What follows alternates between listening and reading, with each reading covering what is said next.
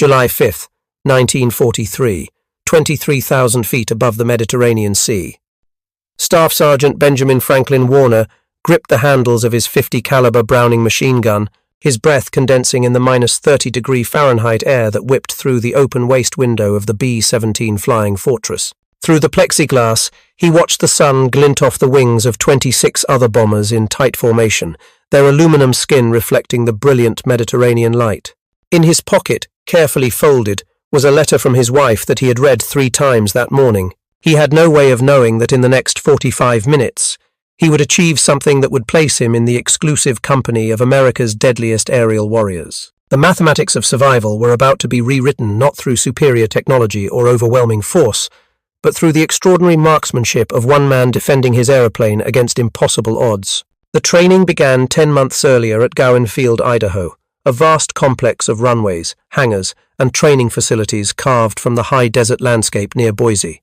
Benjamin Franklin Warner, serial number 190841333, had arrived at the sprawling training facility in September 1942 as part of the rapid expansion of America's air forces. The transformation of America's military from a peacetime force of under 200,000 men to a wartime colossus of over 12 million was occurring at breathtaking speed. New bases were being constructed across the country at a rate of 1 every 2 days. Aircraft factories operated around the clock, turning out bombers and fighters in numbers that would have been considered impossible just 3 years earlier.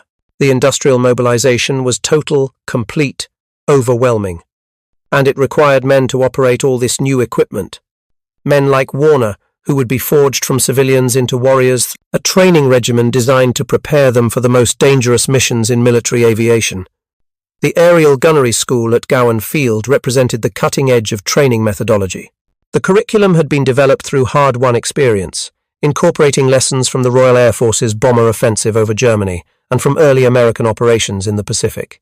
Every aspect of a gunner's role was addressed with systematic thoroughness, aircraft recognition, so that gunners could distinguish friendly fighters from enemy aircraft in the split second they had to decide whether to fire. Ballistics and deflection shooting, understanding how to lead a moving target accounting for the speed of both aircraft, wind drift, and bullet drop. Equipment maintenance, because a jammed gun in combat meant death. First aid, because wounded crew members needed immediate help at altitude. Oxygen systems, because hypoxia killed as surely as enemy fire. Emergency procedures, bailout techniques, survival training for those who went down over enemy territory or water. Physical conditioning, because operating a machine gun at altitude in freezing temperatures while wearing bulky flight gear demanded strength and endurance. And endless live fire practice on ranges where gunners learned to track targets pulled by tow planes, learning to judge distance, calculate deflection, control their breathing, squeeze rather than jerk the trigger. Warner excelled in this environment. Before the war, he had served as an FBI bodyguard for Secretary of the Treasury Henry Morgenthau Jr., a position that required razor-sharp reflexes, split-second decision-making, and an ability to remain calm under pressure. These skills, honed in the protection of one of America's most important officials, translated directly to aerial gunnery. But there was more. Warner possessed natural hand-eye coordination that made him an exceptional marksman. On the training ranges, while most student gunners achieved hit rates of 2 to 5% against towed targets, Warner regularly scored 10 to 15%. His instructors recognized his talent and pushed him harder, giving him additional range time, teaching him advanced techniques normally reserved for instructor cadre. He learned to fire in short, controlled bursts rather than holding the trigger down, conserving ammunition and reducing barrel wear. He learned to anticipate target maneuvers, to read body language in the way an enemy fighter positioned itself for attack. He learned the art of patience, waiting for the optimal moment rather than opening fire at maximum range where the chances of a hit were negligible. These lessons, absorbed through thousands of rounds fired in practice, would save his life and the lives of his crew members over the skies of Sicily. The Army Air Forces recognized quality when they saw it. Warner was assigned to the 348th Bombardment Squadron, part of the 99th Bombardment Group Heavy, a unit being formed specifically for combat operations with the B-17 Flying Fortress. The B-17 Farad's Flying Fortress that would carry Warner into combat was a technological marvel that represented the cutting edge of American aviation engineering. Stretching 74 feet 4 inches from nose to tail, with a wingspan of 103 feet 9 inches, the four-engine bomber was powered by Wright Cyclone R182097 turbocharged radial engines, each producing 1,200 horsepower. Maximum loaded weight reached 65,000 pounds, carrying up to 8,000 pounds of bombs for shorter missions, or 4,000 pounds for the long-range strikes that would characterize operations from North Africa. The aircraft could cruise at 182 miles per hour and reach a maximum speed of 287 miles per hour at 25,000 feet.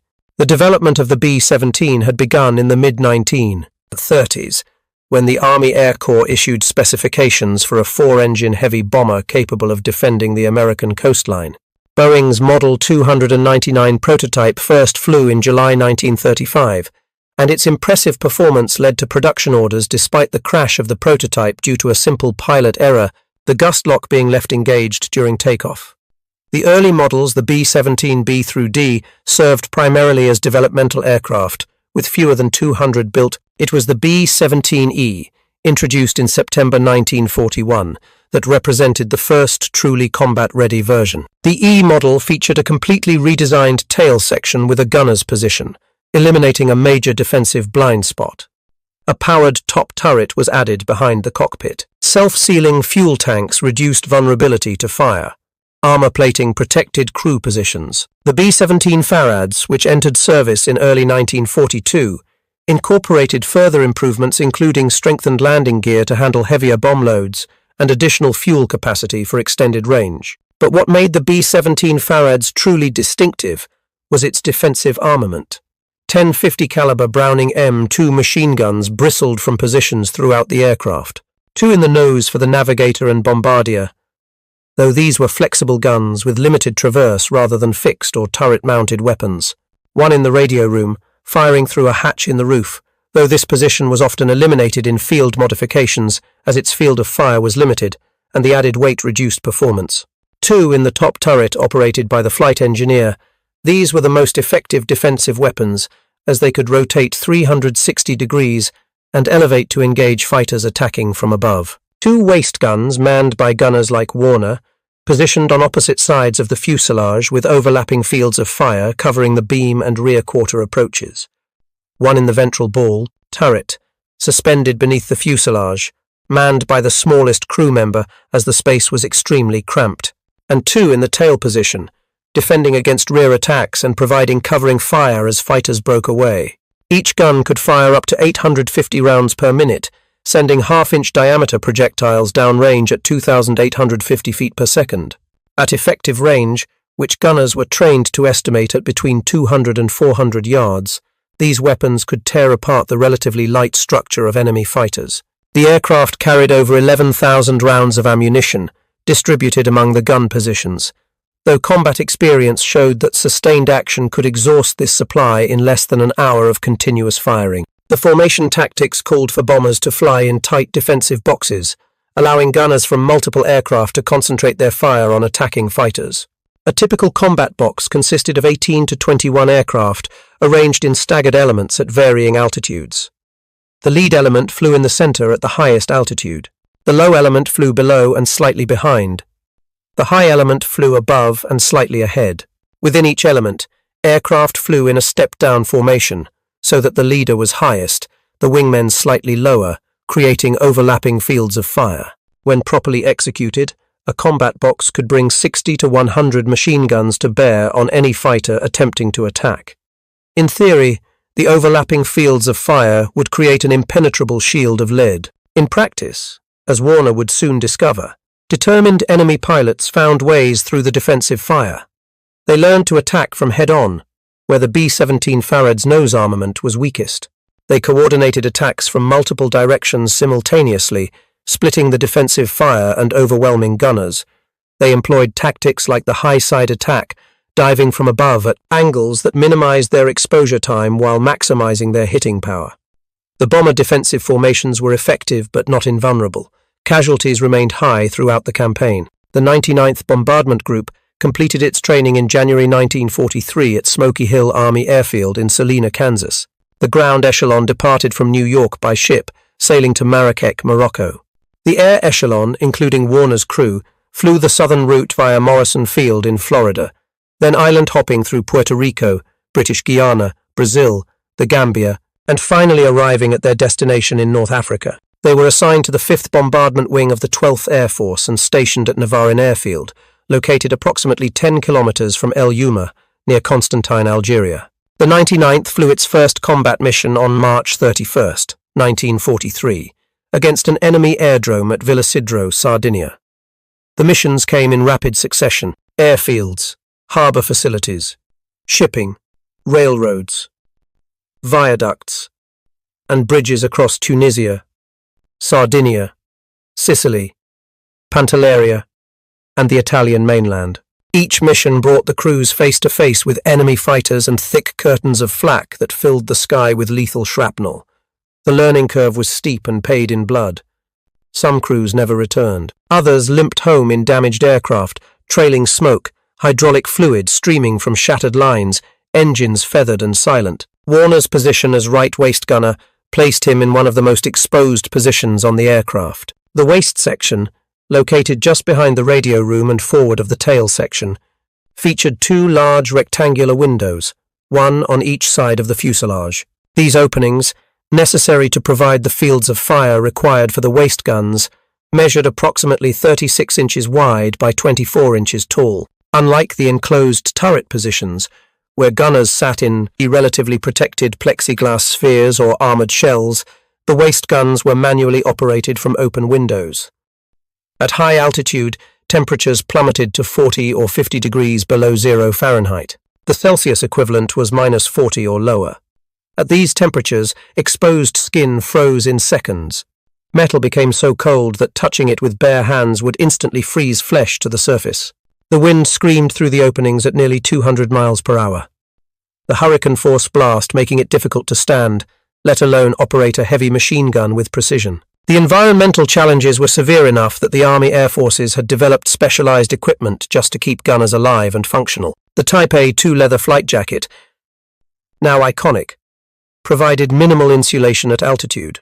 Gunners wore heavy sheepskin flight suits, designated the ANS-31 or Type B3, which weighed over 10 pounds, and consisted of sheepskin leather with the wool facing inward for insulation. Over this went the Type B2 sheepskin flying cap with built-in oxygen mask.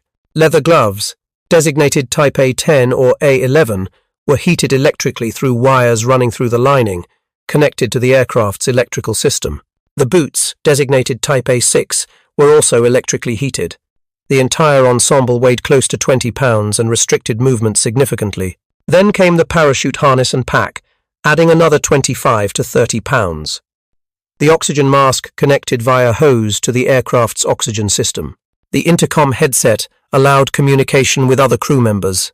The total burden of equipment approached 60 pounds, all of which had to be worn while standing for hours at altitude, operating a heavy machine gun, and reacting to threats approaching at combined closing speeds exceeding 600 miles per hour.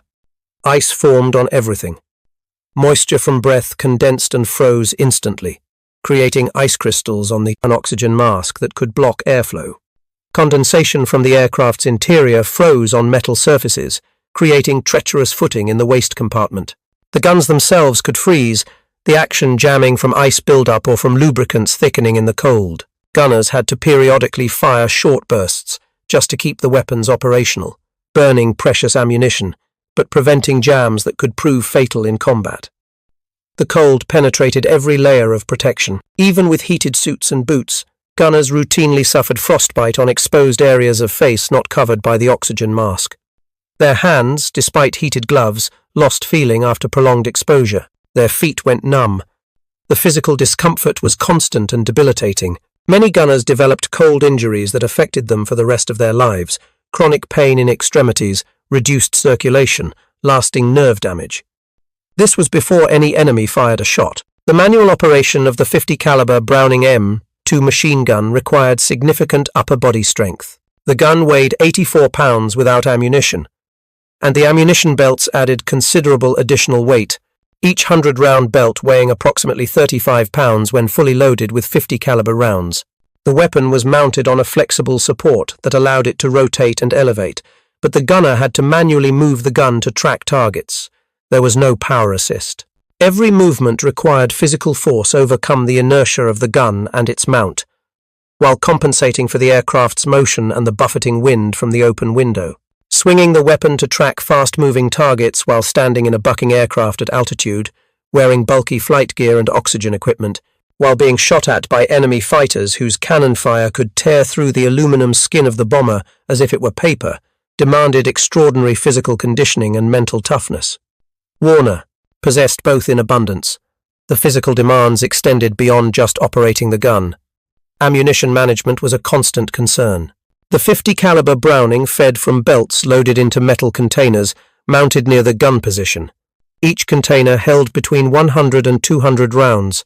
A burst of 5 seconds at the gun's cyclic rate of 850 rounds per minute would expend 70 rounds. Sustained firing could empty a container in less than 2 minutes. When a container ran empty, the gunner had to reload while maintaining situational awareness and defending his sector. The reloading process required removing the empty container, which weighed 15 pounds even when empty, lifting a full container weighing nearly 40 pounds, positioning it correctly, feeding the ammunition belt into the weapon's feed mechanism, charging the weapon to chamber the first round, and returning to firing position. All of this had to be accomplished while the aircraft maneuvered, while other guns were firing, creating noise and vibration, while enemy fighters attacked, while the intercom crackled with warnings and status reports. A skilled gunner could reload in under 30 seconds. A slow gunner left his aircraft vulnerable for a minute or more, an eternity in aerial combat where a single-engine fighter could cover half a mile in those 30 seconds. The psychological stress added another layer of difficulty. Standing at an open window at 5 miles altitude, watching fighters approach at closing speeds that gave mere seconds to react, seeing traces from enemy cannon fire arcing toward your aircraft, witnessing other bombers in the formation explode or fall away trailing smoke and fire, hearing the anguished calls over the intercom from wounded crew members, all while trying to maintain the focus and precision required for effective return fire, placed demands on the human nervous system that few training regimes could fully prepare men for. Some gunners froze the first time enemy fighters attacked. Some fired wildly, wasting ammunition without achieving hits. Some abandoned their positions, overcome by fear. These reactions were not cowardice. They were normal human responses to abnormal stress. What distinguished the effective gunners from the ineffective was not the absence of fear, but the ability to function despite it. Warner had this quality. Whether it was innate temperament, FBI training, rigorous military preparation, or some combination of all three, he possessed the rare capacity to remain calm and focused when others would have been overwhelmed by the chaos of combat. By early July 1943, the Allied strategic situation in the Mediterranean had reached a critical juncture. The Axis had been driven from North Africa, with the final surrender at Tunisia in mid-May, delivering over 250,000 German and Italian prisoners into Allied hands. Now, the invasion of Sicily, Operation Husky, was scheduled to begin on July 10th. The success of the amphibious landings would depend heavily on achieving air superiority over the island. German and Italian air forces had concentrated fighters at multiple airfields across Sicily, particularly at Gerbini, which served as headquarters for the Luftwaffe's Air Division 3. The complex at Gerbini actually consisted of multiple satellite fields spread across the Catania Plain, housing hundreds of German Messerschmitt Bf 109 seconds, Focke-Wulf 190 seconds, and Italian Macchi C 202 fighters. Allied intelligence estimated that neutralizing these airfields before the invasion would be critical to protecting the landing forces from devastating air attacks. The mission briefing on the morning of July 5th revealed the magnitude of the challenge. 27 B-17 seconds of the 99th Bombardment Group would strike the main airdrome and support facilities at Gerbini. The target was heavily defended, with over 100 enemy fighters estimated to be within immediate response range. However, the bombers would have an escort. Approximately 60 Supermarine Spitfires from RAF Malta would rendezvous with the formation and provide fighter cover during the critical bombing run. The mission profile called for the bombers to depart Navarin at 8:07 in the morning, fly east over the Mediterranean, turn north 30 miles off the coast of Valletta, Malta, where they would meet their escort. then proceed over the southern coast of Sicily at Punta Secca before turning north toward the initial point at Radusa. From there, they would make their final approach to the target. Intelligence warned that enemy fighters would almost certainly contest the mission in force. At 8:07 on the morning of Monday, July 5, 1943, 27 B-17 Flying Fortresses lifted off from Navarin Airfield in carefully timed sequence. The Diamondbacks, as the 99th had become known due to the distinctive diamond marking painted on their tail fins, formed up over the field and headed east across the Mediterranean. Warner performed his pre-flight checks on his waist gun, testing the charging handle, checking the ammunition belts for kinks or damaged rounds, ensuring the gun moved smoothly on its mount. Everything checked green. The oxygen system was working. The intercom crackled with routine position reports and system status updates. The formation climbed to altitude, the 4 Wright Cyclone engines on each bomber thundering in synchronization. At 23,000 feet, the temperature inside the aircraft plummeted. Warner's breath frosted immediately in the frigid air. The rendezvous with the Spitfire escort occurred exactly as briefed, 30 miles north of Valletta. Warner watched through his window as approximately 60 British fighters, their distinctive elliptical wings and streamlined fuselages unmistakable, took up positions around the bomber formation. The presence of the escorts was reassuring, but every gunner knew that once combat was joined, the sky would become chaos. Fighter escorts could only do so much. The bombers would have to defend themselves. The formation turned north, crossed the Sicilian coast at Punta Secca, and began the final approach to the target. Below, the island of Sicily spread out in shades of brown and green, its ancient roads and towns clearly visible in the brilliant Mediterranean sunlight. It looked deceptively peaceful from 5 miles up. Then the Luftwaffe arrived. The first indication came over the intercom. The bombardier in the nose, Second Lieutenant James Mallory, his voice tense but controlled, called out contacts. Multiple bogies at 12 o'clock high, range approximately 8 miles and closing. Within seconds, the estimate was revised. Not 8 fighters. Not 20. More. Many more. The sky erupted with German and Italian fighters, a swarm of aircraft that seemed to fill the entire forward hemisphere. Messerschmitt Bf 109 seconds, lean and deadly with their inverted Daimler-Benz 512 engines and angular lines, dove from above in coordinated pairs.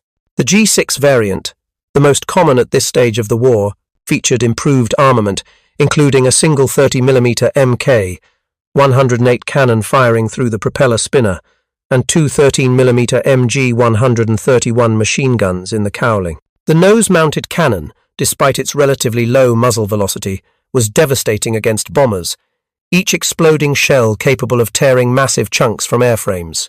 Focke-Wulf W 190 seconds, powered by massive 14-cylinder BMW 801 radial engines, made slashing attacks from the flanks. The A4 and A5 variants serving in Sicily carried formidable armament packages, typically 2 13mm MG 131 seconds in the cowling, and 4 20mm MG 151 over 20 cannons in the wings, delivering a weight of fire that could shred a B-17 inches seconds. Italian Macchi C-202 Folgore fighters, elegant and maneuverable, worked in pairs to separate bombers from the formation, though lightly armed by German standards, carrying only 2 Breda Safat 12.7mm machine guns and 2 7.7mm guns. Their agility made them dangerous opponents. Intelligence had been conservative. There weren't 100 fighters. There were more, perhaps as many as 130 to 150, a massive concentration of Axis air power that had been scrambled from multiple airfields across Sicily and southern Italy. The Luftwaffe's Jagdgeschwader 77 and elements of JG-27 were present. The Regia Aeronautica's elite units, including the 4th Stormo and remnants of units that had fought in North Africa, joined the battle. These were not inexperienced pilots. Many were veterans with dozens or hundreds of combat missions. They knew bomber tactics intimately. They understood how defensive formations worked and where the weak points lay, and they were highly motivated, defending their homeland against what they correctly perceived as an invasion force. The Spitfire escorts engaged immediately, but they were outnumbered more than 2 to 1, and the Spitfire Mark V variants operating from Malta, while excellent fighters, were at a disadvantage against the FW-190 in particular. The RAF pilots did what they could, engaging the leading elements of the attack and shooting down several fighters in the opening minutes, but they could not prevent the mass of Axis fighters from reaching the bomber formations. The B-17 would have to fight their way through. The first attack came from directly ahead, a classic head-on pass favoured by experienced Luftwaffe pilots since early 1943. The nose of a B-17 Farads offered relatively light defensive armament, only the flexible 50s manned by the Navigator and Bombardier, and these weapons had limited fields of fire due to the airframe structure. German pilots had learned to press these attacks with devastating effect, closing to point-blank range before opening fire, their combined armament of cannons and machine guns delivering a weight of shot that could destroy the aircraft's cockpit, kill the pilots, or trigger a catastrophic explosion if fuel tanks or bomb bays were penetrated. Warner watched through his side window as a Messerschmitt Bf 109, painted in desert tan camouflage, with the distinctive white Mediterranean theatre bands on its fuselage, and the individual aircraft number in white on the engine cowling, flashed past, cannon fire flickering from its wings and the 30mm weapon in its propeller spinner. Tracers arced through the formation like glowing red threads, weaving patterns of death. The bomber to his right, flying in the same element, shuddered as strikes walked across its right wing. Fragments of aluminum skin peeled away. Fuel vapor streamed from a punctured tank. Then the fighters were past, and for a brief moment, measured in seconds not minutes, there was relative quiet as they repositioned for their next attack. The German tactics called for coordinated attacks by swarms, 4 aircraft formations, with pairs attacking simultaneously from different angles to split the defensive fire. The lead pair would make the first pass, absorbing the initial defensive fire and perhaps scoring hits. The second pair would follow seconds later, attacking bombers that were already damaged or whose gunners were reloading or repositioning. This tactic, developed through bitter experience over the skies of Germany and perfected in the Mediterranean, was highly effective. The bomber crews had their own counter-tactics, maintaining tight formation to maximize overlapping fields of fire, and having designated aircraft in the formation that would concentrate on specific threat sectors, but the fundamental mathematics favored the fighters. An attacking aircraft exposed itself to defensive fire for perhaps 5 to 10 seconds during an attack pass. A bomber remained under attack for the entire mission duration, potentially 30 minutes or more of sustained action. The odds accumulated against the bombers with each attack wave. Warner scanned his sector, the right side and rear quarter of the aircraft. The waist gunner's job was to defend against beam attacks, where fighters approached from the side at 90 degrees to the bomber's line of flight, and rear quarter approaches, where fighters positioned themselves behind and to the side before closing for the kill. These were the most common attack angles after the head-on pass, as they offered reasonable fields of fire for the attacking fighters while minimizing exposure to the bomber's defensive guns. The Luftwaffe training doctrine emphasized the beam attack in particular, teaching pilots to make high-speed passes at right angles to the bomber's course, firing a concentrated burst into the fuselage and wings as they flashed past, then diving away before defensive fire could track them effectively. Against a single bomber, this tactic was nearly foolproof. Against a tight formation where multiple gunners could engage the same target, it was much more dangerous for the attacking pilot. But it remained effective if the fighter pilots accepted casualties as the price of breaking up the bomber formation. And on this day, over Gerbini, the Axis pilots were clearly willing to pay that price.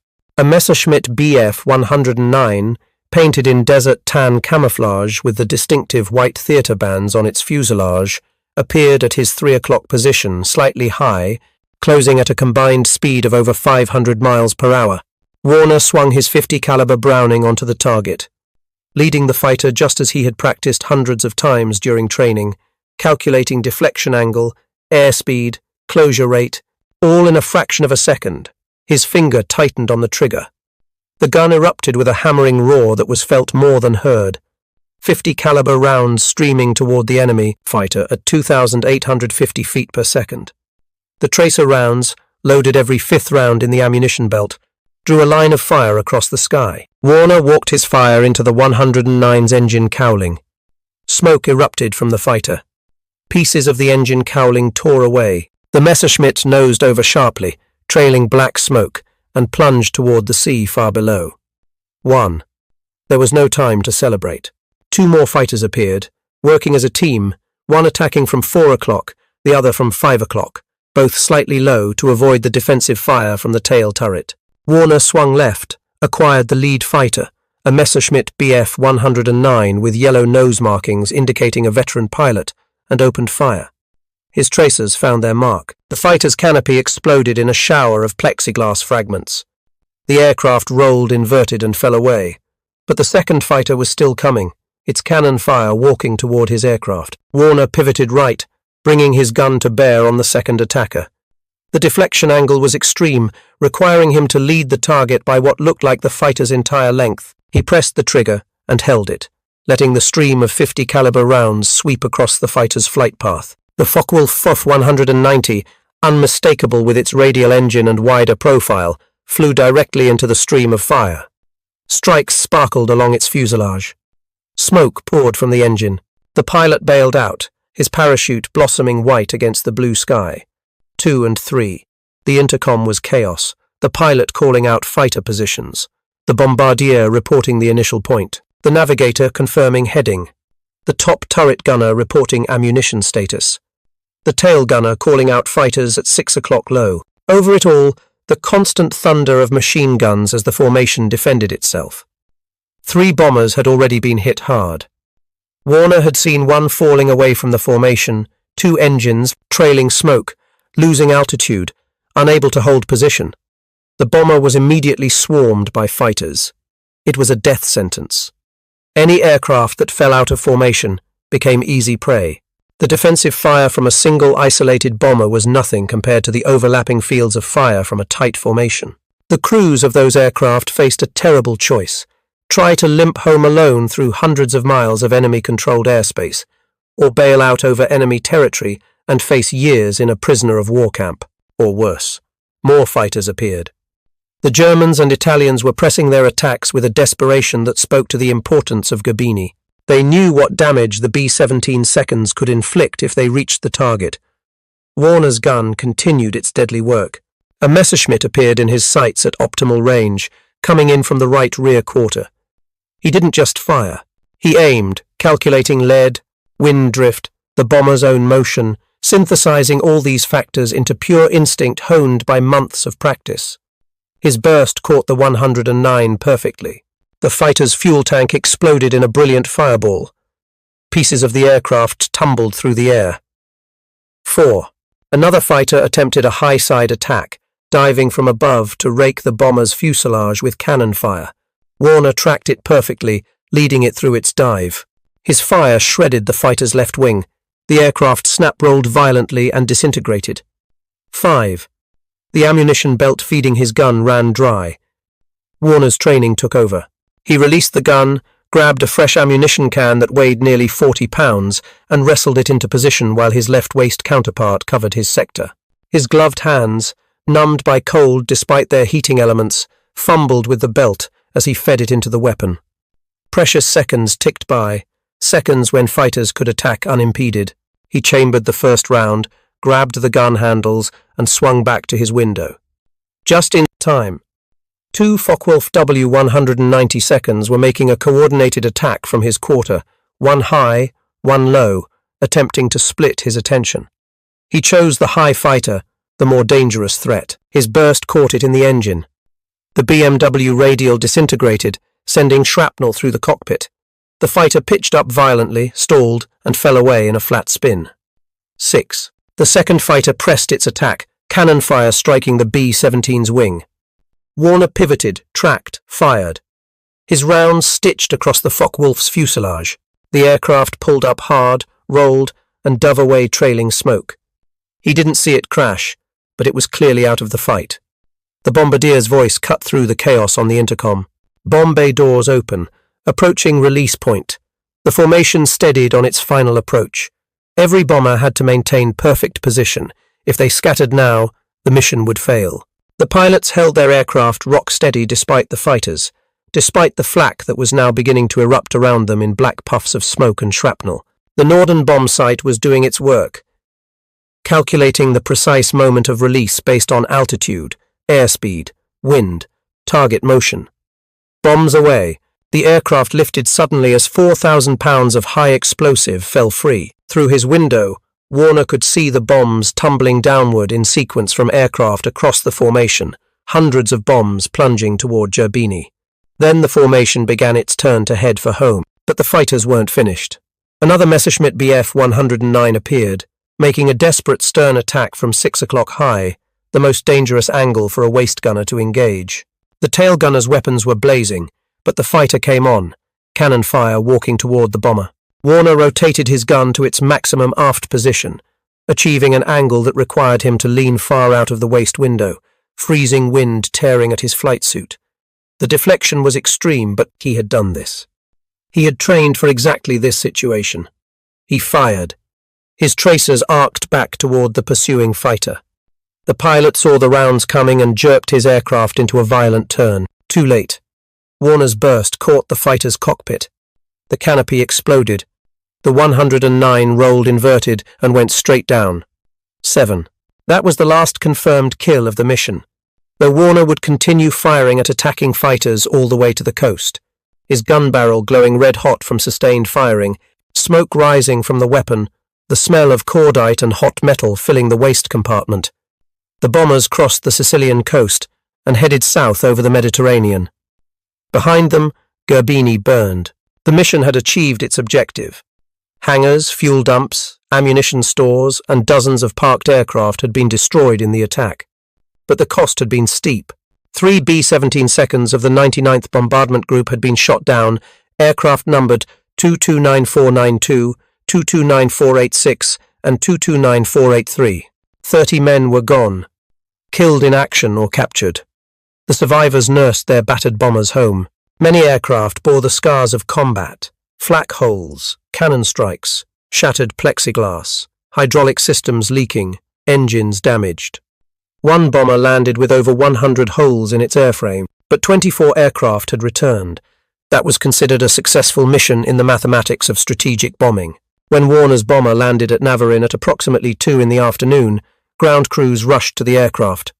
The right waist gun position looked like a battlefield. Spent brass casings littered the floor. The gun itself was discolored from heat, the barrel still too hot to touch. Multiple ammunition cans lay empty. When the ground crew chief climbed aboard and examined the gun position, he turned to Warner with an expression of disbelief. "How much did you fire?" Warner, his face blackened, with powder residue, his flight suit soaked with sweat despite the cold, simply shrugged. "All of it. I fired all of it." The chief did the calculation. The right waist position had expended nearly 2,000 rounds of 50 caliber ammunition. At 850 rounds per minute, that represented sustained firing across the entire mission. But it wasn't the ammunition expenditure that would make Warner famous. It was what that ammunition had accomplished. The debriefing following the mission was standard procedure for all combat operations. Each crew member was interviewed separately about what they had observed. Fighter attacks, bomber losses, flak concentrations, damage assessment, everything was recorded and analyzed. When Warner described his engagement with enemy fighters, the intelligence officers initially showed skepticism. 7 confirmed aerial victories in a single mission by a waist gunner seemed impossible. Bomber gunners regularly overclaimed. The confusion of combat, multiple aircraft firing at the same target, poor visibility, all contributed to inflated tallies. Post-mission analysis typically reduced claims by 50% or more. But Warner's account was different. He described each engagement with clinical precision: the approach angle, the deflection required, the point of impact, the fighter's behavior after being struck. Most tellingly, he had witnesses. Multiple crew members from his own aircraft and from other bombers in the formation had observed his actions. The bombardier had seen 3 fighters go down, clearly hit by fire from the right waist position. The tail gunner confirmed 2 more. Pilots from other aircraft in the formation reported seeing fighters destroyed by defensive fire from Warner's bomber. The most compelling evidence came from gun camera footage. Unlike fighter aircraft, bombers in 1943 did not routinely carry gun cameras, but some aircraft had been equipped with experimental systems. 2 bombers in the formation had recorded portions of the engagement. When the film was developed and analyzed, it showed Warner's aircraft clearly visible in formation, and at least 3 enemy fighters being struck by fire from its right waist position and subsequently crashing or breaking up. The intelligence officer assigned to verify the claims spent 2 days reviewing statements, examining gun camera footage, and interviewing witnesses. His conclusion was unequivocal. Staff Sergeant Benjamin Franklin Warner had shot down 7 enemy aircraft during the Gerbini mission of July 5, 1943. The confirmation made him the first enlisted aerial gunner to achieve ace status in a single mission. In the entire history of aerial warfare, only a handful of gunners had ever shot down 5 or more aircraft in their entire careers. Warner had done it in 45 minutes. The practical implications were immediate. The Army Air Forces recognized that morale was a critical factor in maintaining combat effectiveness among bomber crews. Losses were terrible, with some units experiencing casualty rates exceeding 50%. Any success story helped. Warner's achievement was exactly the kind of narrative that could inspire other gunners and demonstrate that training and skill could make the difference between survival and death. On August 2, 1943, General Orders No. 69 from Headquarters, United States Army North African Theater of Operations, awarded Staff Sergeant Benjamin Franklin Warner the Distinguished Service Cross, the nation's second highest award for valor in combat, exceeded only by the Medal of Honor. The citation read in part, "For extraordinary heroism in connection with military operations against an armed enemy while serving as right waist gunner on a B-17 heavy bomber in the 348th Squadron, 99th Bombardment Group Heavy, 12th Air Force, while participating in aerial combat over Gerbini, Airdrome, Sicily, on July 5, 1943. Staff Sergeant Warner shot down an ME 109 inches Flames as a formation of 30 fighters attacked his element. A few minutes later, he destroyed 2 more ME 109 seconds, forcing the pilots to bail out. Again, 2 more attacked. One of these exploded under the accurate fire of Sergeant Warner's gun. The other went down in flames. Shortly thereafter, he destroyed 2 more enemy fighters in rapid succession. His extraordinary heroism, coolness under fire, and superb marksmanship contributed materially to the success of the mission and upheld the highest traditions of the military service.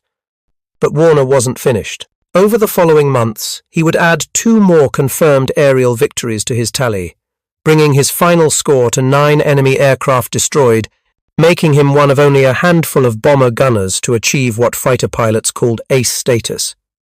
His subsequent missions demonstrated that Gerbini was not a fluke. On a mission to attack aircraft factories in southern Italy, he shot down a Messerschmitt Bf 109 that was making a stern attack on a damaged bomber struggling to stay in formation. On another mission over the Balkans, he destroyed a Focke-Wulf FAU 190 attempting to ram a lead bomber. Each victory was confirmed through witness statements and, when available, gun camera footage. By the end of 1943, Warner had become something of a legend within the 99th Bombardment Group. New gunners sought him out for advice. What was the secret? How did he consistently achieve results that seemed impossible for a manually aimed defensive weapon? Warner's answer was always the same: training, patience, and mathematics. A 50 caliber round travels at 2,850 feet per second. A Messerschmitt 109 at full speed covers about 500 feet per second. The deflection angle for a 90-degree crossing shot at 300 yards is approximately 60 feet of lead. But you don't think about the numbers in combat. You train until the calculations become instinct. You learn to see the geometry, to feel the right lead, and you wait for the right moment. 1 perfect burst is better than 10 that miss. The impact of Warner's achievement extended beyond the 99th Bombardment Group. The Army Air Forces Training Command revised its aerial gunnery curriculum based on analysis of his techniques. Emphasis shifted from volume of fire to accuracy. New training exercises focused on deflection shooting and target tracking. Gun camera footage from Warner's missions was used in training films shown to thousands of gunners across all theaters of operation. The message was clear. Proper training and skill could allow a bomber gunner to become a formidable aerial combatant, not just a passive defender hoping to get lucky. The psychological impact on bomber crews was equally important. Gunners who had felt helpless against attacking fighters now understood that they could fight back effectively. The defensive box formations became even more deadly as gunner proficiency improved across the force. Luftwaffe fighter pilots, who had once pressed their attacks with relative impunity, now faced concentrated, accurate fire from multiple guns. The loss rates among German fighter pilots began to climb. Veteran aces, who had survived years of combat, were shot down by bomber gunners they had once considered little threat. For his extraordinary service, Warner was also awarded the Distinguished Flying Cross for his overall achievements in aerial combat. More significantly, he received a battlefield commission, being promoted from staff sergeant to second lieutenant in recognition of his demonstrated leadership and combat effectiveness. The promotion was highly unusual for a gunner, as most officer slots were reserved for pilots, navigators, and bombardiers. But Warner had proven himself exceptional. As an officer, he took on additional responsibilities, training new gunners, refining defensive tactics, and serving as an advisor on aerial gunnery to the group command staff. His expertise helped shape the combat doctrine that would be used throughout the Mediterranean theatre and later in the strategic bombing campaign over Germany itself. He continued flying combat missions through 1944, ultimately completing his required tour of duty. Unlike many combat veterans who sought stateside assignments after completing their tours, Warner volunteered for additional missions, understanding that his experience and skill gave his crew and formation a better chance of survival. The broader context of Warner's achievement becomes clear when examining the statistics of aerial combat in World War II. The Army Air Forces trained over 60,000 aerial gunners during the war. Of these, fewer than 50 achieved official ace status with 5 or more confirmed aerial victories. The vast majority of gunners never shot down a single enemy aircraft in their entire combat careers. This was not due to lack of courage or effort, but rather due to the extreme difficulty of hitting a fast-moving target from a manually operated weapon on a moving platform while under fire. Consider the mathematics. A bomber gunner had to track a fighter traveling at speeds up to 450 miles per hour, while his own aircraft was moving at 200 miles per hour. The relative velocity between the two aircraft could exceed 600 miles per hour. At a typical engagement range of 300 yards, the target would traverse the gunner's field of view in approximately 1 second. The gunner had to acquire the target, calculate the deflection lead, aim, fire, and assess results in that single second. Miss, and the fighter would be passed, often having already fired its weapons. The window for successful engagement was measured in fractions of a second. Under these conditions, achieving a hit rate of even 5% was considered excellent. Warner's hit rate, based on his ammunition expenditure and confirmed kills, was over 20%, 4 times the average. The technical challenges were compounded by the physical environment. At 23,000 feet, ambient temperature was 50 degrees below 0 Fahrenheit or colder. The wind chill from the open waist windows drove effective temperature even lower. Hypoxia from reduced oxygen at altitude affected reaction time and judgment. The gunner wore bulky flight gear that restricted movement. The gun itself weighed 84 pounds and had to be manually rotated and elevated. Spent brass casings ejected at high velocity, bouncing around the compartment and creating an additional hazard. Ammunition belts weighing 40 pounds each had to be changed under fire. The recoil from the 50 caliber Browning, firing at 850 rounds per minute, created significant force that the gunner had to control. And all of this occurred while enemy cannon fire and machine gun bullets tore through the aircraft's aluminum skin, while shrapnel from flak bursts peppered the fuselage, while wounded crew members called for help, while engines failed and fires broke out. Combat operations were conducted under conditions that would break most men. Those who survived and thrived in this environment were extraordinary individuals. Benjamin Warner was among the best of them. The 99th Bombardment Group continued operations throughout the Mediterranean campaign, building on the success of missions like Gerbini to establish and maintain air superiority over Sicily and southern Italy.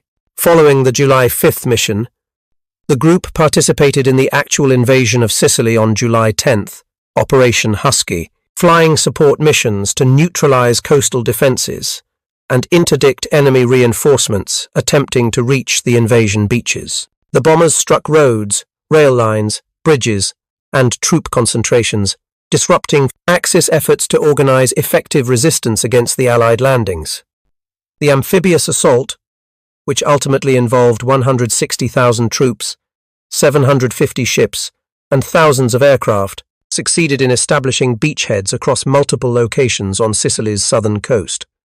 The air superiority that made this success possible had been purchased in part through missions like the Gerbini raid, where bomber groups had systematically destroyed the Luftwaffe's forward operating bases and forced German and Italian fighters to operate from airfields hundreds of miles away in southern Italy, reducing their effectiveness and time over target.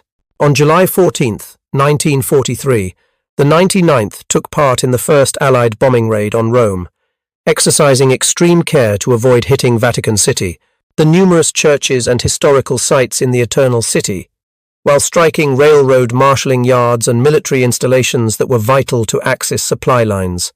The mission was as much political as military, demonstrating Allied capability to strike the Italian capital while showing restraint in targeting to minimize civilian casualties and preserve cultural treasures.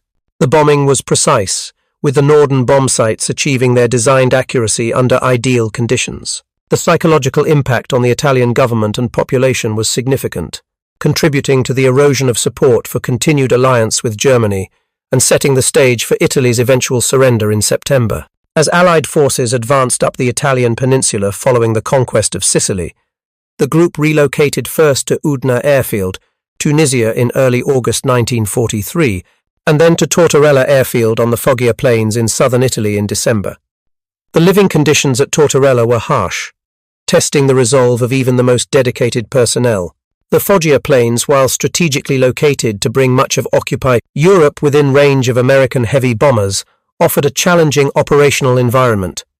The summers were brutally hot and dusty, with temperatures regularly exceeding 100 degrees Fahrenheit and dust storms that could ground all flying operations while covering everything and everyone in a fine layer of grit that penetrated every seal, every container, every piece of equipment. The winters were cold and wet, with temperatures dropping to freezing and rainfall turning the unpaved areas of the airfield into seas of sticky mud that could swallow vehicles and make movement on foot exhausting. Buildings were few and primitive.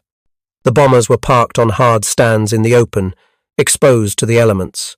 Airplane maintenance crews worked outside regardless of weather, performing the endless tasks required to keep the B-17 seconds airworthy. Engine changes, which might require 24 hours of continuous work in good conditions, took longer in the rain and cold. Hydraulic systems leaked and had to be repeatedly repaired. Electrical systems corroded from moisture. Battle damage from flak and fighters, which seemed to accumulate with each mission, required patching aluminum skin, replacing damaged components, and testing systems before the aircraft could be cleared for the next mission. The maintenance personnel, whose contribution to the war effort was as vital as the aircrew who flew the missions, labored under conditions that would have been considered unacceptable in peacetime. They worked 12-hour shifts, sometimes 16-hour shifts, when operational requirements demanded it, standing in mud or dust or cold, using inadequate lighting at night, improvising solutions when proper parts were unavailable, performing miracles of mechanical resurrection on aircraft that should have been scrapped but instead were patched and flown again, because the mission demanded it and replacements were scarce. The men lived in tents, using homemade gasoline stoves for heat that were dangerous, prone to explosions and carbon monoxide poisoning, but necessary for survival during the Italian winter. Proper bathing facilities were limited. Hot meals were sporadic. Disease was a constant concern, with dysentery, respiratory infections, and various tropical ailments affecting significant percentages of the personnel at any given time. The medical staff worked tirelessly to maintain the health of the unit, but their resources were limited and often prioritized for combat casualties rather than illness.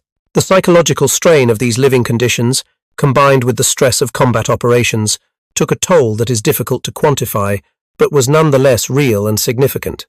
Men aged years in months. The ones who had arrived in North Africa as fresh-faced youths in their late teens and early 20s looked like middle-aged men after a year of operations. Their eyes carried a 1,000-yard stare, the mark of men who had seen too much death, too much destruction. Yet they endured. They continued to perform their duties with dedication and professionalism, because their country needed them, because their comrades depended on them, because the mission was important and had to be completed regardless of personal hardship. From their base in Italy, the Diamondbacks flew long-range strategic bombing missions against targets throughout occupied Europe. conducting operations that would have been impossible from North African bases due to range limitations. Oil refineries in Ploiești, Romania, which provided a significant portion of Germany's petroleum supplies, came under repeated attack despite defences that were among the most formidable in occupied Europe. The refineries were protected by hundreds of anti-aircraft guns, fighter units, smoke generators that could obscure targets, and even balloon barrages in some areas. Missions to Ploiești routinely experienced casualty rates exceeding 20%, yet the bombers returned again, and again, because disrupting German oil supplies was a strategic priority that could shorten the war. Each successful strike meant fewer tanks for German panzer divisions, less fuel for the Luftwaffe, reduced mobility for Wehrmacht forces. The cumulative impact of these raids was devastating to the German war effort.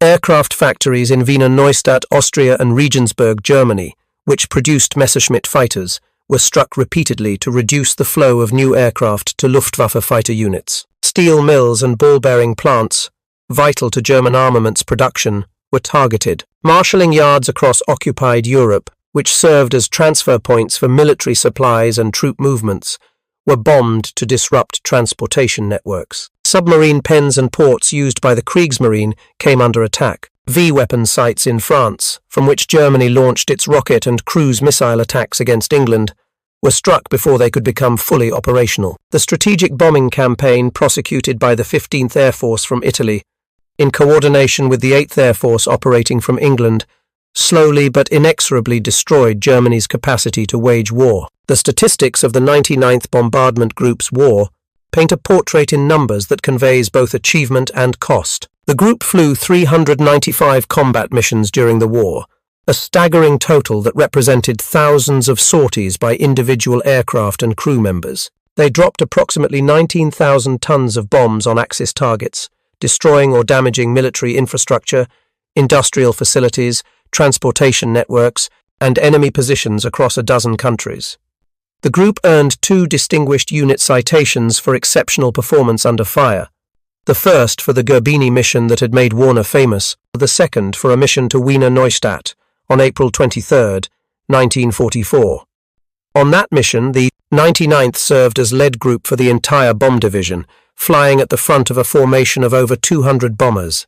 Lead groups bore additional risk, as they were priority targets for enemy fighters and often received the most concentrated flak fire. Despite this, the 99th pressed home its attack through intense defences without losing a single aircraft, achieving superior bombing accuracy that resulted in significant damage to the aircraft factory below. The group's bombardiers were among the best in the 15th Air Force, consistently achieving circular error probables, the measure of bombing accuracy that were 20 to 30% better than force averages, but the human cost was severe.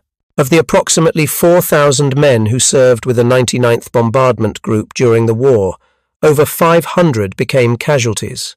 Some were killed in action, their aircraft shot down by fighters or destroyed by flak, falling burning from the sky over enemy territory. The manner of death for bomber crews was often horrific. Aircraft hit in the fuel tanks exploded instantly, vaporizing crews in balls of fire that left nothing to bury. Aircraft with damaged controls spiraled out of formation, subjecting crews to G-forces that prevented bailout as they plummeted toward the ground. Aircraft struck by flak had holes torn through fuselage, wings, engines, with shrapnel shredding human bodies as easily as aluminum. Crew members were decapitated by cannon shells, dismembered by exploding ammunition, burned alive in cockpits and tail positions from which escape was impossible. Some died quickly, perhaps mercifully, killed instantly by direct hits. Others died slowly, bleeding out from wounds, or freezing at altitude after being wounded, or burning after crash landings. Some survived being shot down only to perish in prisoner of war camps, where malnutrition, disease, harsh treatment, and in some cases deliberate murder by guards or fellow prisoners, claimed lives. The Germans generally treated captured Allied airmen in accordance with Geneva Convention standards, but conditions in POW camps, especially in the final year of the war when Germany's supply situation collapsed, were grim. Starvation rations, minimal medical care, overcrowding, and exposure to the elements killed thousands who had survived being shot down. Others were grievously wounded in combat, losing limbs to amputation after crash landings, suffering burns that left them disfigured for life, sustaining injuries to eyes or ears or internal organs that caused permanent disability, carrying physical and psychological scars for the rest of their lives. The casualty rate among B-17 crews in the Mediterranean theatre averaged approximately 30% over the course of a combat tour. In some units operating over heavily defended targets like Ploesti or Vienna or southern Germany, the rate exceeded 50%. The odds of a crew completing their required number of missions, which varied from 25 to 35 depending on the period and theatre, without casualties were less than 1 in 3. Young men in their early 20s faced mortality rates that exceeded those experienced by infantry in many major ground battles. Yet they continued to fly, mission after mission, knowing the odds, demonstrating a courage and commitment that stands as testament to their character and their dedication to their country and comrades. Benjamin Warner's story took a tragic turn after the war. He survived his combat tour and returned to the United States, where he was reunited with his family. The FBI welcomed him back, and he resumed his career in federal law enforcement. But the years of combat had taken their toll. Many veterans of the strategic bombing campaign suffered from what was then called combat fatigue or operational exhaustion, conditions that would later be recognized as post-traumatic stress disorder. The constant fear, the loss of friends and comrades, the terrible things witnessed in combat left psychological wounds that were slow to heal. The culture of the time did not encourage men to speak of such things. They were expected to simply return to normal life, to put the war behind them and move forward. Many could not. On December 6, 1977, at the age of 59, Benjamin Franklin Warner suffered a massive heart attack and died. His war had ended 32 years earlier, but the stresses of combat may well have contributed to his premature death. He was buried with full military honours, his Distinguished Service Cross, Distinguished Flying Cross, and Air Medal, with multiple clusters testament to a life of service and sacrifice. The gunner aces of World War II remain a little-known aspect of the air war. While fighter pilots like Richard Bong with 40 victories or Chuck Yeager with 11.5 became household names, the bomber gunners who achieved similar or even higher scores laboured in relative obscurity.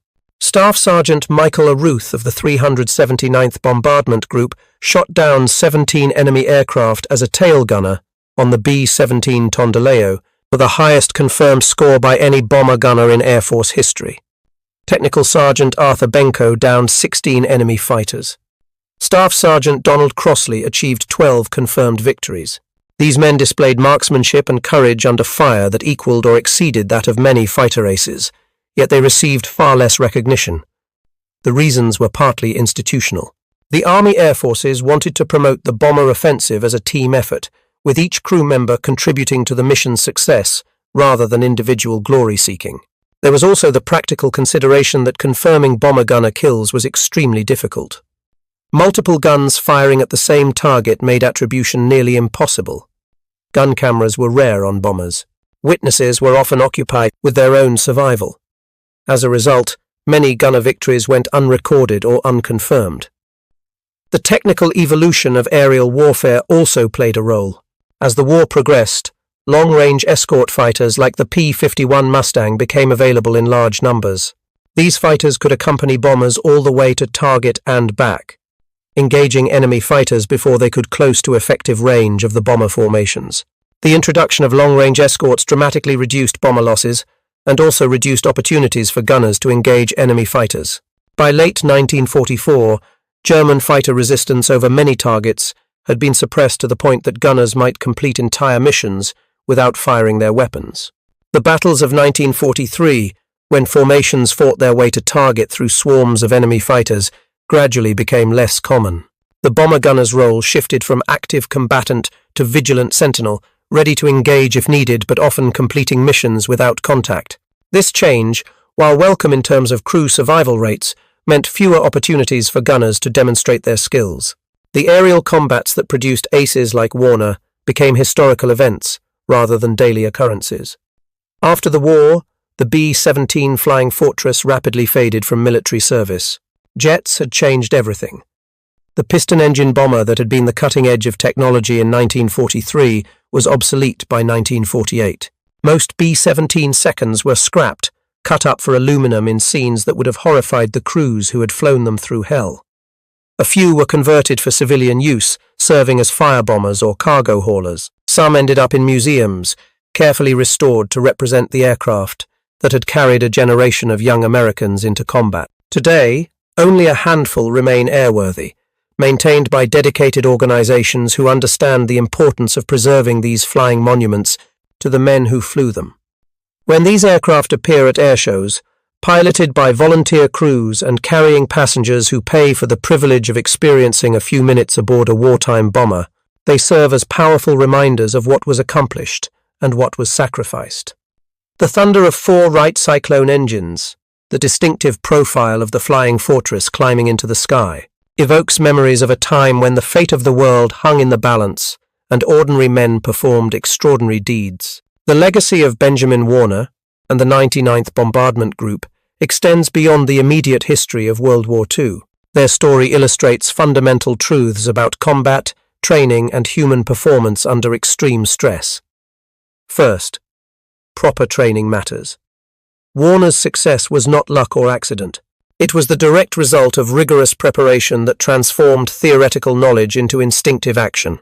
The hours spent on training ranges, practicing deflection shooting, learning aircraft identification, understanding ballistics, all paid dividends when his life depended on making split-second decisions correctly. Modern military training incorporates these same principles, using simulators and live-fire exercises to build skills that become automatic under stress. Second, individual excellence can change outcomes even in team endeavors. While strategic bombing was inherently a group effort, requiring pilots, navigators, bombardiers, gunners, ground crews, all working together, exceptional individuals like Warner could tip the balance between success and failure. His marksmanship made his aircraft more survivable, his crew more likely to come home, his formation more effective. One man making a difference. It's a lesson that applies far beyond military operations. Third, the importance of morale and psychological factors in combat cannot be overstated. Warner's achievement inspired other gunners, giving them confidence that they could defend their aircraft successfully. That confidence translated into better performance under fire. Conversely, the knowledge that bomber defensive fire was increasingly effective eroded the morale of German fighter pilots, making them more cautious in pressing attacks, giving bomber crews better survival odds. War is as much a contest of will as a contest of arms. The side that maintains its fighting spirit longer usually prevails. Fourth, technological superiority is important but not decisive. The German fighters, attacking the 99th on July 5th, were arguably better aircraft than the B-17 they were attacking. They were faster, more maneuverable, carried heavier armament, yet Warner shot down 7 of them. Superior skill and determination overcame technological disadvantage. It's a reminder that wars are still won by people, not just by machines. The human factors, training, courage, adaptability, these remain central to combat effectiveness regardless of technological sophistication. The mathematics of strategic bombing, of which the Gerbini mission was a small part, ultimately proved decisive in World War II. The combined bomber offensive, the coordinated Anglo-American campaign of daylight and nighttime bombing against Nazi Germany, destroyed the enemy's ability to wage war. Factories producing aircraft, tanks, submarines, and other weapons were demolished. Oil refineries that provided fuel for the Wehrmacht were turned to rubble. Transportation networks were severed, preventing the movement of troops and supplies. The Luftwaffe itself was ground down through attrition, forced to commit fighters to defense of the Reich, where they were destroyed by the thousands. By 1945, Germany's war economy was in collapse, its cities in ruins, its armies immobilized for lack of fuel and supplies. The strategic bombing campaign has been criticized for its cost in aircrew lives and civilian casualties. Over 160,000 Allied airmen served in the bombing offensive. Over 90,000 became casualties. Tens of thousands of German civilians died in the raids, many of them innocent victims with no connection to the Nazi regime. These costs were terrible. Whether they were justified remains a subject of historical debate. What is beyond debate is that the campaign was effective in achieving its strategic objectives. It crippled Germany's war-making capacity and contributed significantly to Allied victory. Benjamin Warner's 7 victories on July 5th 1943 represented a microscopic fraction of the broader air war. The hundreds of thousands of combat missions flown by Allied bombers over Europe dwarf any individual engagement, yet the story resonates because it demonstrates what was possible when skill, courage, and determination combined under fire. On that July morning over Sicily, facing overwhelming odds, one man stood at his gun and did his job with such extraordinary proficiency that he changed the outcome of the battle. The fighters he shot down could not attack other bombers. The deterrent effect of accurate fire from his position caused other fighters to break off their attacks prematurely or avoid his aircraft entirely. His actions contributed directly to the mission's success and the survival of his crew. That is the essence of combat achievement, not glory or recognition, but completing the mission and bringing your people home alive. The men of the 99th Bombardment Group flew their last combat mission in April 1945 as Nazi Germany collapsed. The unit was inactivated in Italy on November 8, 1945. The veterans returned home to pick up their interrupted lives. Most transitioned successfully to civilian occupations. They became teachers, businessmen, doctors, lawyers, farmers, fathers. They raised families in the peace they had fought to secure. They rarely spoke of their experiences. The terrible things they had seen and done were not suitable topics for polite conversation. But they carried the memories, and they carried their bonds with the men who had served beside them. The 99th Bombardment Group Historical Society was founded by veterans to preserve the history of the unit and maintain connections among survivors. Annual reunions brought together men who had not seen each other in decades. They swapped stories, remembered fallen comrades, and ensured that the younger generations understood what had been sacrificed on their behalf. As the years passed and the ranks of veterans thinned, these reunions took on increasing poignancy. Each gathering might be the last time these old warriors met in this life. The reunion held in 1985, on the 40th anniversary of VE Day, brought together over 300 veterans of the 99th. By then, Benjamin Warner had been gone for 8 years, but his memory was honored with a special recognition. His son, Benjamin Warner III, attended to receive a posthumous commendation from the Historical Society. In his remarks, the younger Warner spoke of growing up with a father who rarely discussed the war, but who had instilled in his children values of duty, courage, and service. "My father never considered himself a hero," he said.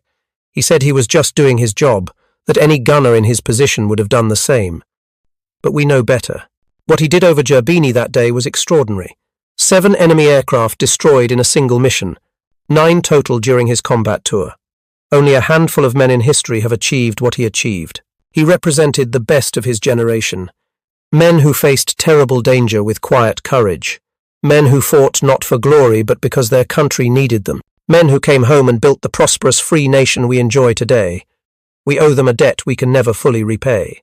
The keynote speaker at that reunion was General Curtis LeMay, himself a veteran of the strategic bombing campaign, who had served as a young colonel leading bomber formations over Germany in 1943 and 44. LeMay spoke of the qualities that made bomber crews effective. "The bomber offensive succeeded because of men like Benjamin Warner," LeMay said. "Technically proficient, physically tough, mentally resilient, morally courageous. They flew mission after mission, knowing that every time they climbed into that aircraft might be their last time. The casualty rates were worse than infantry in some of the worst battles of the war. But they kept flying. They kept fighting. They kept doing their jobs with skill and determination, because that's what their country asked of them. The bomber offensive destroyed Nazi Germany's ability to wage war. It shortened the war by years. It saved countless lives, Allied and enemy civilian lives that would have been lost in a prolonged ground campaign. These men, these bomber crews, were the sharp edge of American air power. They won the war. The audience, composed of men who had lived that experience, rose in a standing ovation that continued for several minutes. They were applauding themselves, their comrades living and dead, their youth spent in service of a cause greater than themselves. The statistical record of the July 5, 1943 Gerbini mission provides additional context for Warner's achievement. 27 B-17 seconds of the 99th Bombardment Group participated in the mission. 3 were shot down, a loss rate of 11%. Approximately 100 to 130 enemy fighters engaged the formation. The bombers claimed 35 enemy aircraft destroyed, a figure later reduced by post-war analysis to approximately 15 to 18 actual confirmed losses based on Luftwaffe records. This overclaiming was typical of aerial combat, where multiple gunners fired at the same targets, and smoke or evasive maneuvers were mistaken for destruction. However, Warner's 7 victories stood up to scrutiny because of witness statements and, in some cases, gun camera footage. The mission successfully destroyed significant portions of the Gerbini airfield complex, cratering runways, destroying hangars, fuel storage and ammunition dumps. Dozens of German and Italian aircraft were destroyed on the ground. The raid contributed to Allied air superiority during the subsequent invasion of Sicily, which began 5 days later. Operation Husky, the invasion of Sicily, was the largest amphibious operation in history up to that point, involving 160,000 troops landing across multiple beaches. The success of the landings depended heavily on air superiority, which missions like Gerbini helped establish. The broader impact of the Mediterranean air campaign deserves recognition. Between February 1943 and November 1943, the 12th Air Force heavy bomber groups, including the 99th, flew thousands of missions against Axis targets. They destroyed transportation infrastructure that prevented German forces from effectively resisting the Allied invasions of Sicily and Italy. They attacked ports and shipping, cutting supply lines to Axis forces in North Africa and the Mediterranean. They bombed oil refineries in Romania, reducing fuel available to German forces throughout Europe. They struck aircraft factories, reducing the flow of new fighters to the Luftwaffe. These missions were flown without the benefit of long-range fighter escorts, forcing the bombers to fight their way to target and back through enemy fighter opposition. The casualty rates were terrible, but the strategic impact was significant. By the time the 12th Air Force heavy bomber groups transitioned to the 15th Air Force in November 1943, they had established a template for strategic bombing operations that would be expanded and refined over Germany itself. The lessons learned in the Mediterranean about formation, tactics, defensive fire discipline, target selection, and many other factors contributed directly to the ultimate success of the combined bomber offensive. Benjamin Warner's story concludes where it began, with one man at one gun on one mission. But the ripples of his actions extended far beyond that July morning over Sicily. He became a symbol of what trained, determined gunners could achieve. He inspired others to excellence. He contributed to tactical innovations that saved lives. He embodied the values of skill, courage, and selfless service that defined the greatest generation. His 7 victories in a single mission remain one of the most remarkable achievements in aerial combat history. In the decades since World War II, warfare has changed dramatically. Jet aircraft, guided missiles, stealth technology, precision weapons, electronic warfare. All these advances have transformed combat. The strategic bombing campaigns of 1943 to 45, with their massed formations of heavy bombers fighting through enemy fighter opposition, belong to history. Modern air power operates in fundamentally different ways. Yet the human factors remain constant. Training matters, skill matters, courage matters. The ability to perform under extreme stress matters. Benjamin Warner exemplified these qualities. He showed that individual excellence could change outcomes even in the chaos of combat. That lesson transcends time and technology. The B-17 Flying Fortress that carried Warner into combat over Gerbini was just one of 12,731 built during the war. Most were scrapped. A few survive in museums or in the care of aviation preservation groups. When one of these survivors takes to the air, when the Wright Cyclone engines roar to life and the distinctive profile lifts off the runway, it carries with it the memory of all who flew in these aircraft, the pilots who held formation through flak and fighters, the navigators who guided them to target and home, the bombardiers who aimed and released the bombs, the radio operators who kept communications flowing, the flight engineers who kept damaged engines running, the gunners who defended their aircraft against overwhelming odds, the ground crews who maintained and repaired the bombers, often working through the night to ensure aircraft were ready for the next mission. All of them were part of the team that made strategic bombing possible. All of them contributed to victory. When Benjamin Warner died in 1977, his obituary in his local newspaper mentioned his wartime service, but focused primarily on his FBI career and his family. The Distinguished Service Cross was mentioned briefly. Most readers would not have known what that decoration signified, would not have understood that it was awarded only for extraordinary heroism in combat, that it represented recognition by the nation that this man had done something remarkable. That was typical of his generation. They didn't dwell on their achievements. They had done what needed doing, what their country asked of them, and then they moved on with their lives. But we should remember. We should understand what they accomplished and what it cost them. The world they saved from tyranny, the peace they won, the prosperity they built, these did not come easily or without sacrifice. They paid the price in full measure, in blood and tears and years of their lives that could never be recovered. The story of when 100 German fighters attacked and one American B-17 waist gunner downed 7 of them is ultimately a story about human potential under extreme circumstances. When everything is on the line, when death is seconds away, when fear threatens to overwhelm, some people find within themselves reservoirs of skill and courage that enable them to perform at levels that seem impossible. Benjamin Franklin Warner was such a man. On July 5, 1943, at 23,000 feet over Sicily, facing odds that would have broken most men, he stood at his gun and fought with such extraordinary effectiveness that he changed the course of a battle. 7 enemy fighters fell to his marksmanship, his bomber returned home, his crew survived. Mission accomplished. That is the standard by which warriors are measured, not by words or accolades, but by results achieved under fire. By that standard, Benjamin Warner stands among the finest aerial gunners in American military history. As the years pass and the last veterans of World War II leave us, their stories become increasingly important to preserve. The first-hand accounts, the personal memories, the individual experiences that together constitute the human reality of that global conflict, these cannot be replaced or replicated. We must capture them while we can, record them, analyze them, understand them, and pass them on to future generations. The story of Benjamin Warner and the Gerbini mission is one small part of that larger tapestry. It speaks to the courage and sacrifice of all who served. It reminds us that freedom is not free, that the peaceful, prosperous world we inhabit was purchased at terrible cost by those who came before. It challenges us to live lives worthy of their sacrifice, to maintain the values they fought to preserve, to ensure that what they accomplished is not squandered or forgotten. In their memory, in their honor, we must do no less.